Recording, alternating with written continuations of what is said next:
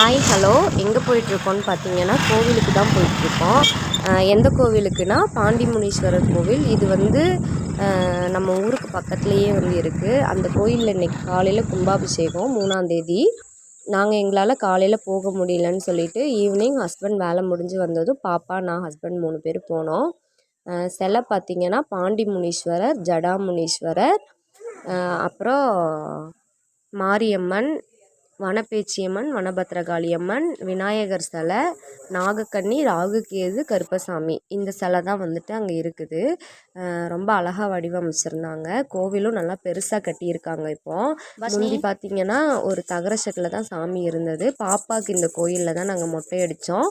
இந்த கோயில் பேரும் தான் பாப்பாவுக்கு வச்சுருக்கோம். ரொம்ப நம்பிக்கையான சாமி. ஃபைனலாக சாமி கும்பிட்டு முடிச்சுட்டு கொஞ்ச நேரம் உட்காந்துட்டு பாப்பாவை விளையாடிட்டு இருந்தா. அன்னதானம் கொடுத்தாங்க. சாப்பிட்டுட்டு வீட்டுக்கு கிளம்பிட்டோம். பாய்.